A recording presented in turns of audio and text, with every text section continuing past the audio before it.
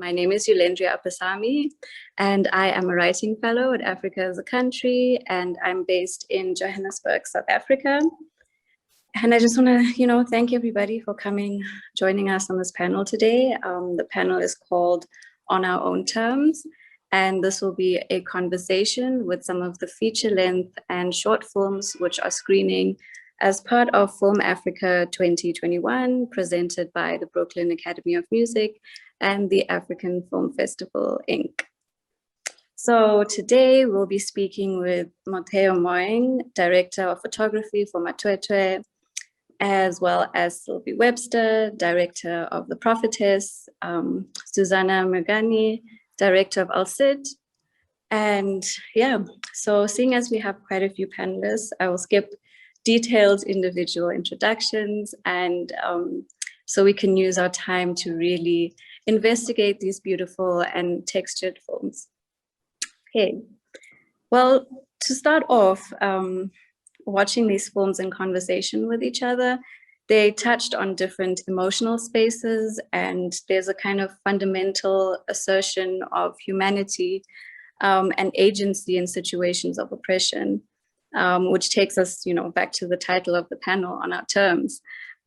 Suzannah, your film deals with a lot of questions of gender and women's agency. So I just wanted to find out more from you about how you firstly came to this narrative and how you infused your main character, Nafisa, with this real sense of agency, especially from, a teenager young age. Yeah, so this is a film I shot in Sudan last year, and it really focuses on different women in the same family and how each one of them has a different kind of agency or not. So within the same family, we have the elder, the grandmother, who holds all the power. She is like, her word is law. And then we have the mother, who's kind of like shilly-shallying in between. And then we have Nafisa, who doesn't even speak in the film. She has no voice, and she literally has no choice. So I found this to be a really interesting situation, because people usually ask me, like, are women in Sudan powerful? Are women in Sudan oppressed? And it's never one or the other. It's always there, different women have different positions in society, in politics, in the family. So I found that to be a good way of showing the diversity of women in Sudan, and how a young girl can gain power throughout her life to then eventually become the major power holder, like her grandmother. I was actually reading an interview that you did, and you were speaking about how this is actually concept of proof for a larger project that you would love to work on. Could you tell us a bit more about your ideas about that? Yeah, so Exit is a proof of concept. It's a kind of way of showing what my first feature will entail. So I know that nobody is going to ever trust someone with a first feature, in terms of producers and funders and things like that. So I thought this would be a great way of just distilling all these big issues in a 20-minute film, which I will explore in much greater detail. It's the same characters and the same location in Cotton Queen. It's called Cotton Queen, and it's the same kind of rural, industrial kind of cotton location. Okay, I'm super interested, and I'd love to follow, the progression of that too. So on to the next question. These films really take us through a variety of different kind of social realities in Africa, from conflict zones to townships in sub-Saharan Africa. And throughout it all, they focus on stories told about everyday individuals in a lot of, ways. They might focus on personal stories to kind of highlight larger narratives about colonialism, about conflict, about gender-based violence, and more. So Sylvie, I actually wanted to ask you how you landed on this particular narrative in The Prophetess, and especially this really beautiful female friendship built out of solidarity in a lot of ways that we see in The Prophetess. Yeah, so first of all, the project came to me. I wasn't looking for that specific project per se, but I was asked if I wanted to come and do a film about that. And I think my films often deal with social political narratives, so I found it super interesting, and the agenda of women and representation is a larger topic in my body of work. So yeah, it kind of came to me, and then through a year of research, of talking to women, I became a bit more comfortable in, okay, I can help spread the narrative, because I didn't want to tell their stories, right? So I wanted to start a larger conversation about it and feel really if it's the right thing to do, because it's super personal. It's those women, Furaha and Venancy, who have a beautiful friendship, and they live in the eastern Congo in Bukavu. They went through horrendous trauma caused by sexual terrorism in that region. And so we started a conversation, we met, and we really felt each other, and decided to tell the story together. And yeah, it was a beautiful journey of really global sisterhood, and a month of filming in a really small team, intimate, and yeah. I was wondering, as a filmmaker, what kind of tools you employ to sensitively, treat both the people that you're collaborating on this project with, as well as, their stories, because that is such a tender and vulnerable thing that is being shared with you. I think for me, it's very important that the team behind the camera reflects the team in front of the camera, so that everyone feels really comfortable, and only then you can really blur the line between subject and camera, right? So the goal is to get as close to the people as possible and really feel them, instead of like just picturing them or showing their stories on screen. So yeah, everything was scripted around their own stories, because I wanted to kind of blur the line between documentary and fiction. Just in general, I find it a really interesting topic to explore documentaries as well that have such a highly sensitive, are such a highly sensitive topic. And I wanted to, kind of deconstruct the general documentary style when you talk about trauma in that sense. So we kind of developed a language which blurs the line, but still gives space for Furaha and Venancy to tell their own stories. So the setting was scripted, but I had a conversation with them, and that built the narrative within the narrative.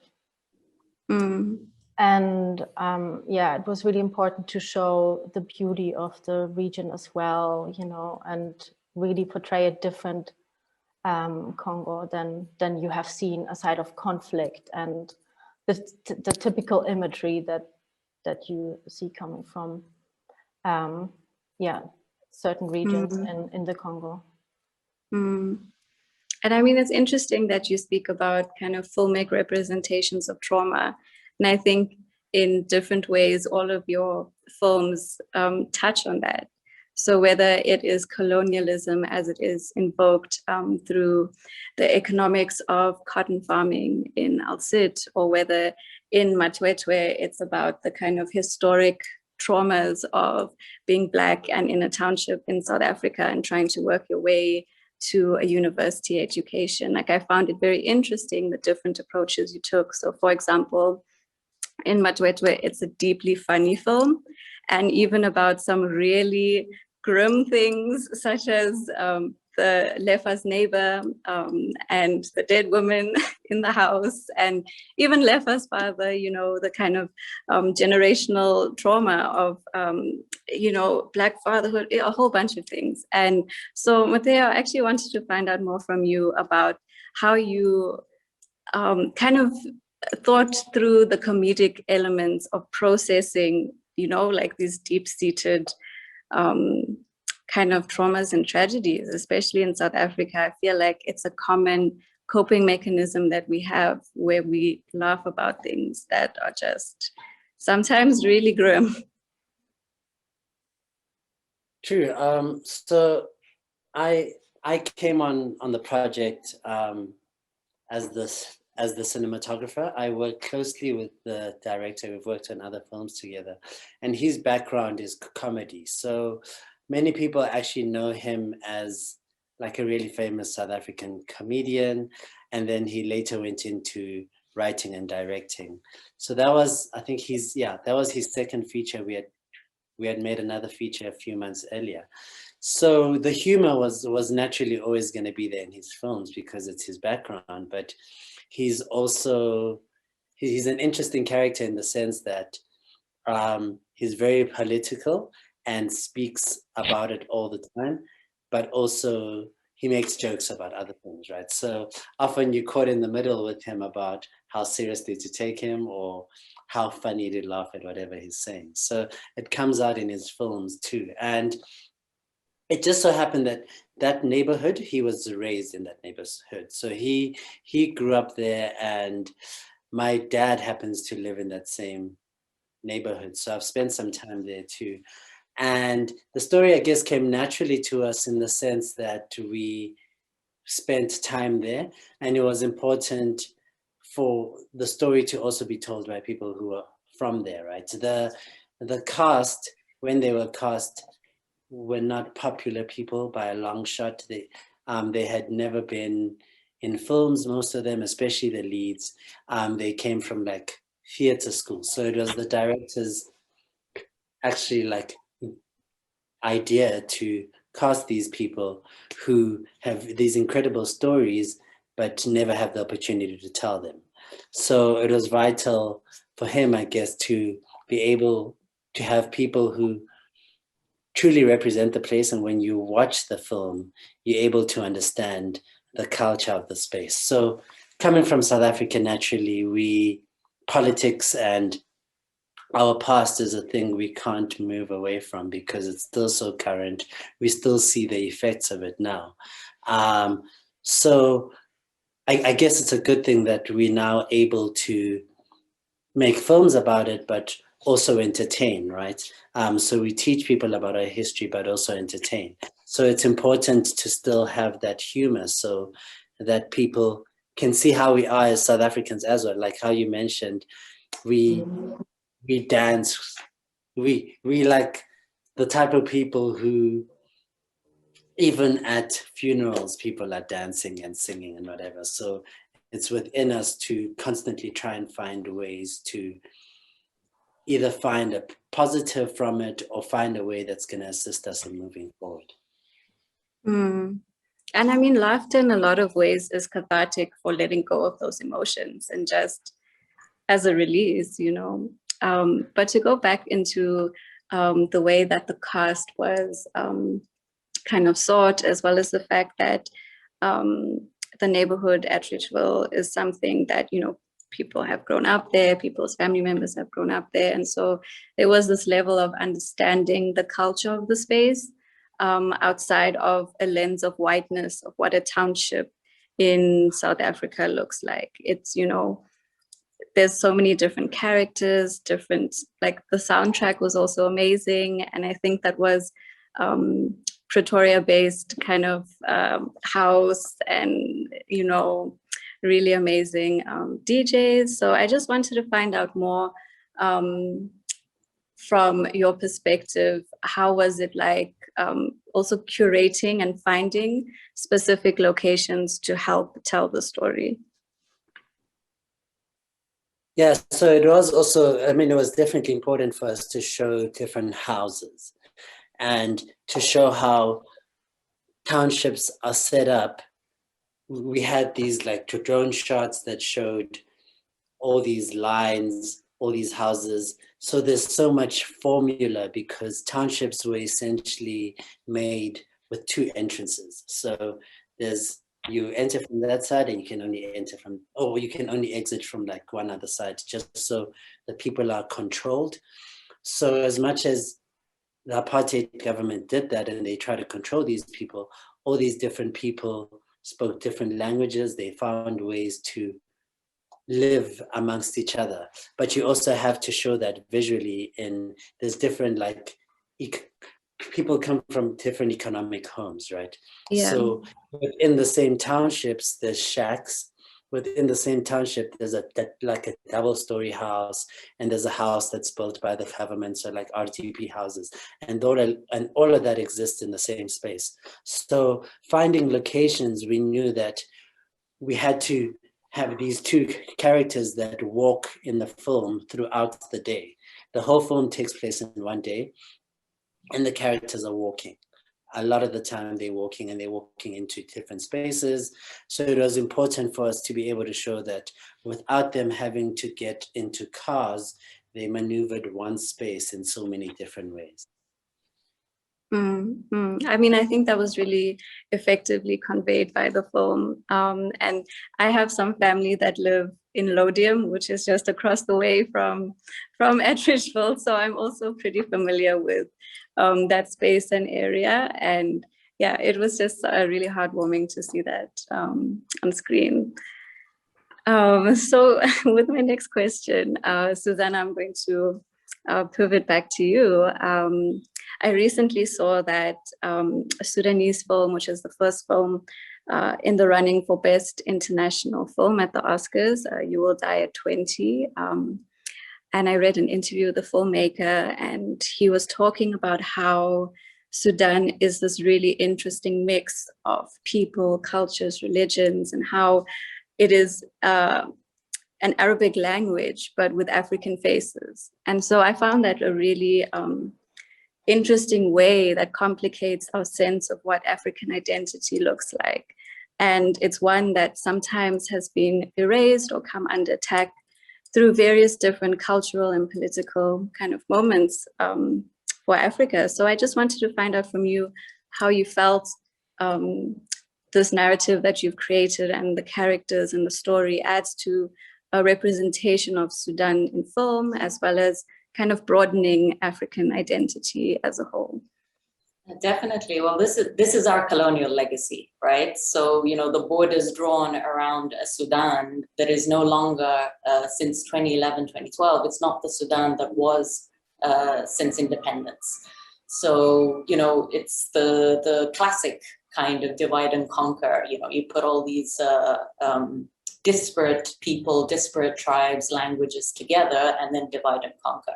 And it was only recently that South Sudan seceded just a decade ago from North Sudan. So now we have to also reinvent ourselves as Sudanese. Who are we? You know, we're always asking this question constantly. Who are we? Are we African? Are we Arab?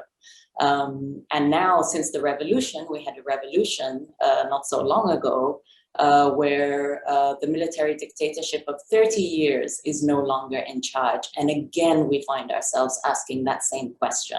So, which is great for a country to constantly question itself and constantly say, who are we, and to be more inclusive. And I think this is something that is happening now in the last couple of years. Obviously, the revolution is not over. Obviously, there's still massive problems in terms of the politics, in terms of the military, in terms of the economics.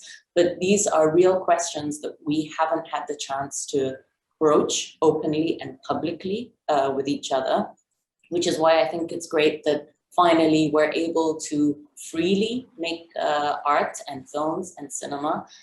So I'm actually based in Qatar. My family left when the military government took over. A few years later, my family left and moved to Qatar.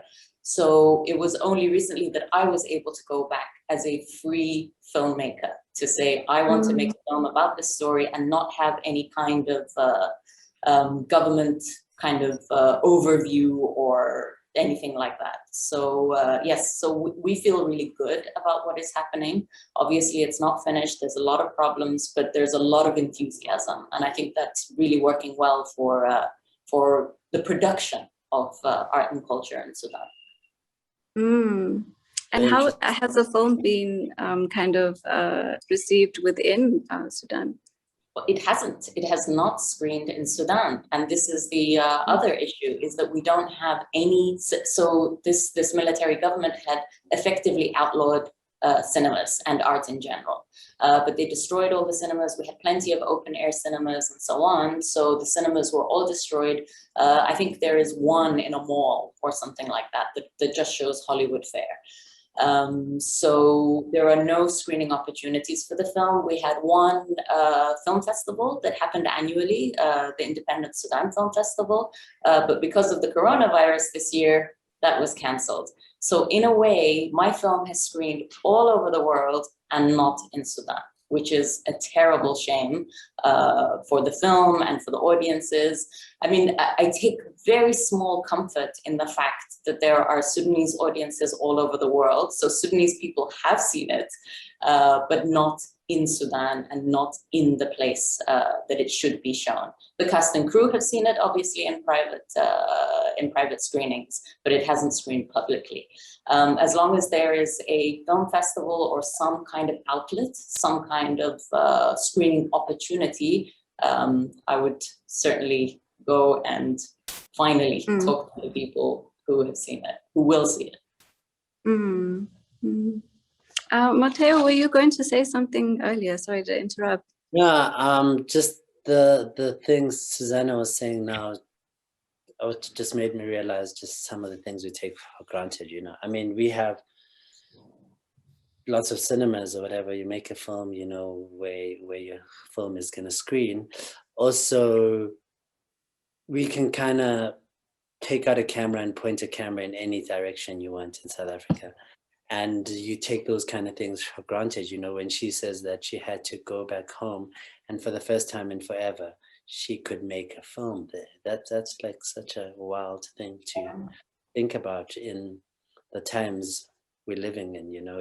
It should not be the case, like it obviously should. Absolutely not. And this is why the revolution has really kind of changed that, at least changed the mindset for how we make art, and it's become acceptable. Not only has it become acceptable, desirable, you know, and this is exactly the kind of push that we need. And festivals like yours, you know, inviting us and screening us and putting us on this platform. Yeah, agreed. I mean, I think that also speaks to how within Africa, there's such a diversity of political situations. And a lot of times Sub-Sahara Africa is moving on its own speed, and the Sahel or Western Africa is moving on their own speed. And we're not necessarily tied into the same kind of communication structures of really knowing what is happening on our continent. But yeah, I mean, I really hope it does screen in Sudan at some point. But as Sylvie, I wanted to ask you a burning question of mine. So my master's work was on domestic violence and spirituality, and how that can often either help survivors of domestic violence through their experiences of abuse and PTSD and finding a sense of recovery, or it could be quite a damaging kind of influence and presence. And on watching The Prophetess, I felt there was a really strong kind of spiritual imagery and a way of kind of canvassing the community in healing from a lot of the traumas caused through conflict. And I was just wondering if you could, you know, speak to us about that. Sorry, I didn't hear the last sentence. You were breaking up. Oh, I was just wondering if you could tell us more about the use of religion or spirituality within The Prophetess. Yeah, so within the Prophetess, it became at some point obvious that those women in the community, they're very religious, very Catholic, like most in that region. And they told me that the only thing that made them want to live was their faith. And so I found this really amazing mythical story of Kimpavita, which is the same mother of African Revolution, Kingdom of Congo. She was born around 1684, and I read the story before I met the woman, and I felt like, wow, there's so much connection. It's actually a similar story, because Kimpavita was traveling from village to village to spread the message, to stand up against colonization. And like Furaha and Venonsi and other women in the villages that have experienced sexual violence, they were also walking from village to village to spread the message. There are listening centers they can come to and talk about their traumas, because there's so much stigmatization about the trauma as well. So it kind of went full circle in a way, reading about that story of Kimpavita, about also Christianity, African religious practices, and reclaiming those spaces. But at the same time, the women that really, that it was the only way to survive in the end, their faith.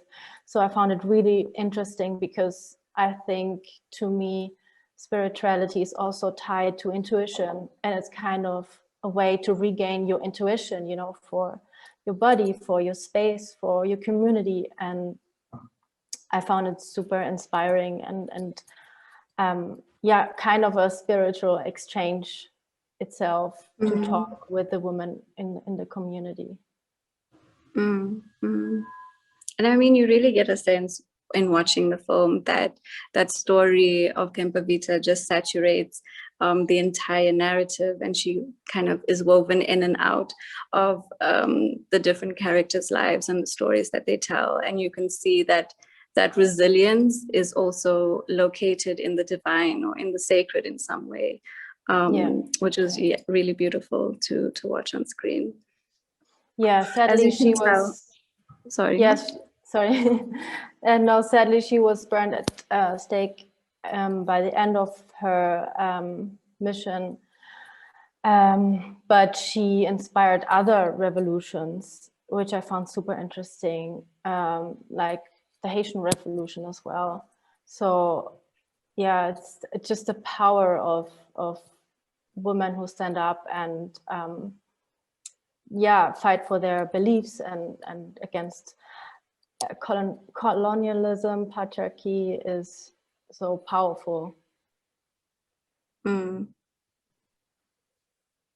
Yeah. Sorry guys, it's getting quite dark here, so if my lighting goes a bit funny, you know why. So we're kind of going on our last few questions now. And I think, you know, earlier on we spoke about film distribution on the continent, and how certain kind of political regimes may make it difficult just to have a thriving sense of an arts or culture community. Sometimes it's political corruption that also makes it difficult for films to be screened widely, and also for filmmakers to be supported in their endeavors.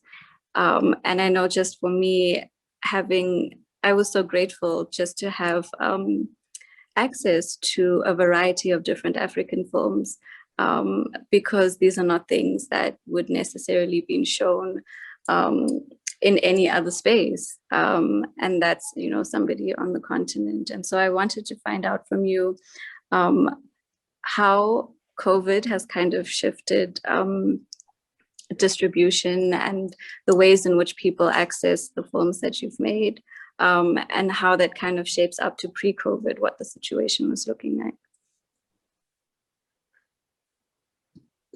And this question is open to everybody, so.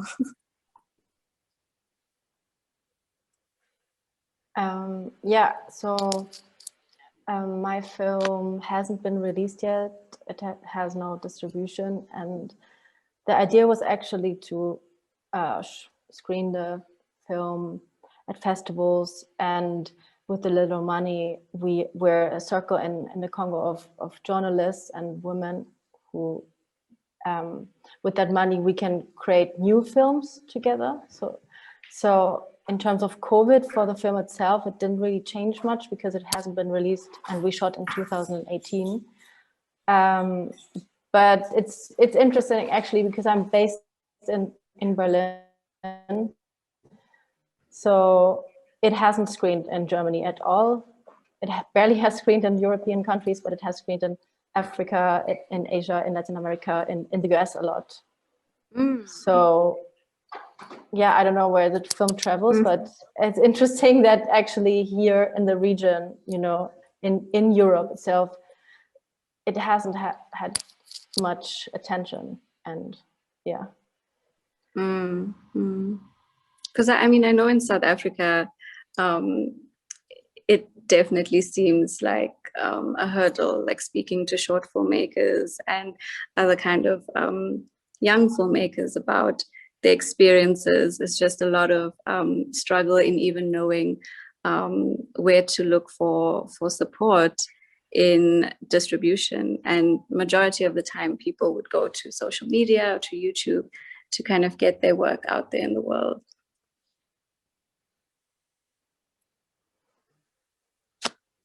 Yeah, unfortunately, it's not enough. I mean, like social media and YouTube, because I guess you can't keep making films just for that, you know, as much as you still want to get your message across. It obviously helps to have distribution panels. And like we mentioned earlier, I think some of it, the issues have to do with politics and governments and, you know, corruption and money being stolen and all of those things. That because I know in South Africa now, during lockdown and COVID and whatever, there was an art fund, right? And I know a lot of artists who had applied and did not receive anything. And then there were rumors about how some of the money ended up wherever and wherever, you know. So those are always annoying things to hear about, because we obviously don't do the work for ourselves, you know. We don't make movies for ourselves, and if it hinders the ability for other people to watch it, it just, you know, it ends up really being annoying. And so I guess COVID has, to a certain extent, restricted how much films are going out, in the sense of are people taking their films to festivals, but it's also contributed in people wanting more content. So I'm seeing more and more there's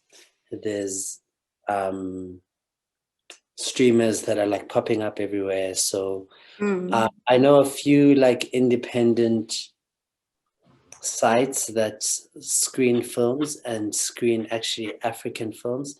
There's one or two I know of that I might be able to share, maybe on a link or in an email after this. Yes, please.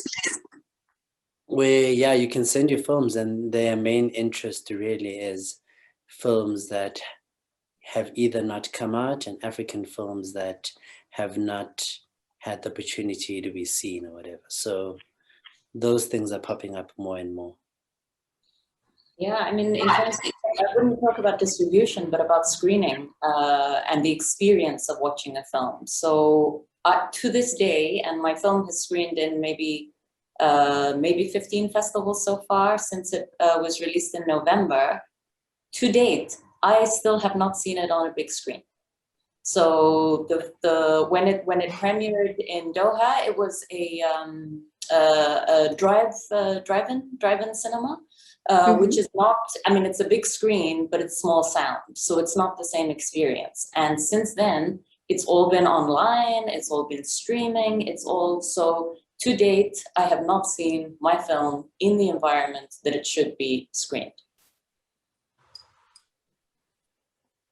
And sorry. My film has screened in one really interesting space, which was outside in the window, in like the empty window shops of in New York and LA and in Seoul, and I found that really interesting because it's a democratic space, right? You could with a QR code you could log in and just pass by and watch different films made by women in those windows. And I haven't been there myself, but I have heard that, like, the fact that it's such a democratic space and everyone can consume something together while actually being in quarantine, you know, I think those concepts are becoming more and more interesting in these times. How can we not only put something on a streaming platform, because it almost feels like, yeah, that's it, you know, you want that communal like experience, and it's not possible right now in the cinemas. But I think there's so many different ways how we can come together without like being in quarantine. But there were certainly some concepts which were super interesting. I mean, in the run-up to this conversation, I was speaking to Mahen from African Film Festival, and she was talking about how in the COVID-19 pandemic, in a lot of ways, we have lost a sense of in-person communalism and, you know, sitting together to watch a film on the big screen, for instance. But there are also really inventive and exciting ways in which the film landscape is kind of moving in, whether it is where it's screening or perhaps how it's being distributed.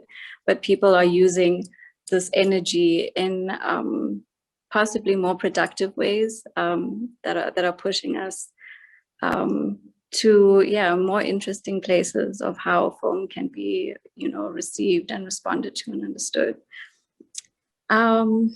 So my last question, and this is open to everybody as well, is what lessons did you learn making these films that you will carry with you for the rest of your filmmaking career? I'll just start because I learned everything from scratch, making a film for the first time in Sudan. And that was, we tried to do our pre-production in Qatar before we traveled, but that was impossible. Impossible not in terms of communication, not because of anything like that. Everyone that we wanted to work with in Sudan was like, you get here and we talk.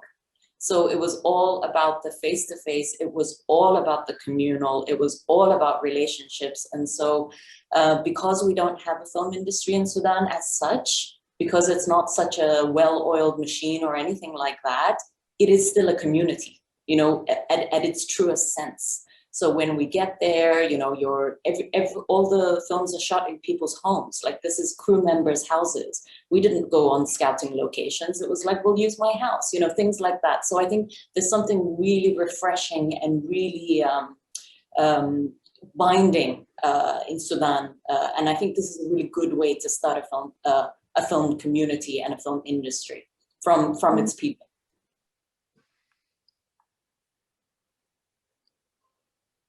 And Sylvie?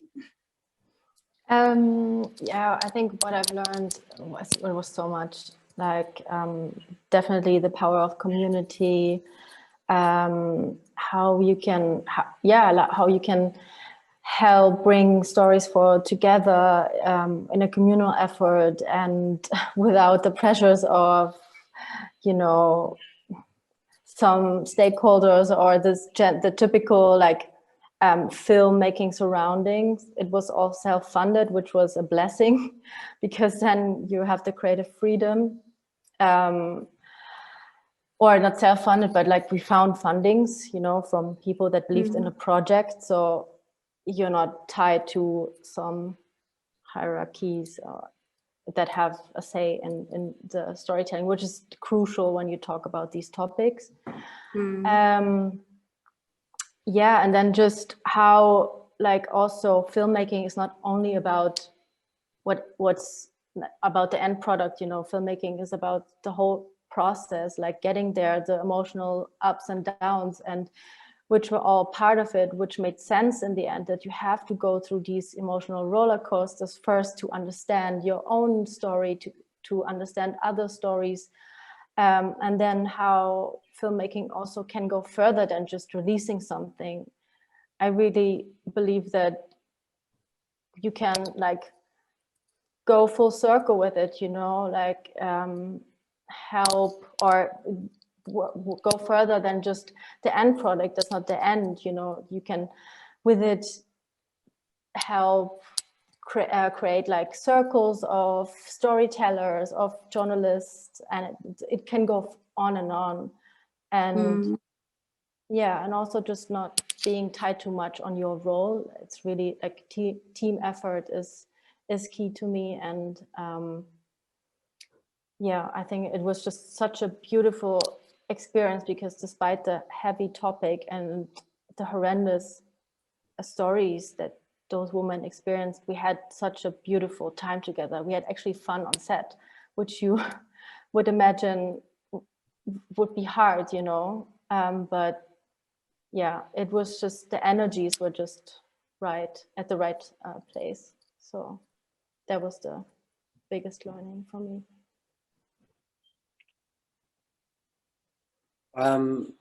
For me, I guess the biggest learning was going back to basics. We didn't have a lot of money to make the film. We shot the film in 9 days. 6 months earlier, we had shot another feature film over 4 weeks. We had way more money. So with the same HODs, we shot 2 films in 1 year. And the one with the smallest budget had the biggest impact. So it took us back to basics. My focus puller was my camera assistant. My grip, it was basically him and someone else we could find. And, you know, so it was a much smaller crew. There were a lot of people who were on set for the first time in their lives. So, but because of how much people had invested emotionally into the film and what it really meant to them, the film, I guess, made more money and it became a better film because so much more heart was put into it. So I think the lessons were reiterated in the fact that essentially to tell a story, you need a couple of people who are really passionate and you need a camera. So all these other things that we use to show off, you know, are really just things that aren't necessarily the most important things for when you're simply just telling a story. So it was nice to go back to basics, you know, because I mean, we shoot all these other things with all these fancy cameras and all this crew and fancy lights, whatever. But yeah, that's not why we're here, you know, we're really here just to tell a story. What he said. All right. Well, I think we're coming over at the end of our panel. Unless there's anything else any of you would like to add or to say about your films or the festival.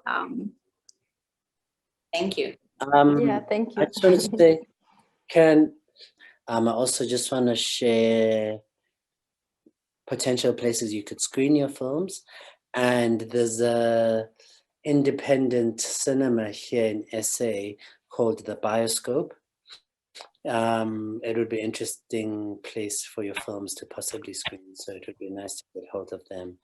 It's in a great area. People go and check out the films, and they have a great page, so they'll be able to let people know about the films. Okay, great. Yeah, well, I just wanted to say thank you to these wonderful people for coming to this panel. And Your work was amazing to watch and to sit with and digest. And yeah, thank you so much, and all the best and good luck for the future. Thank you.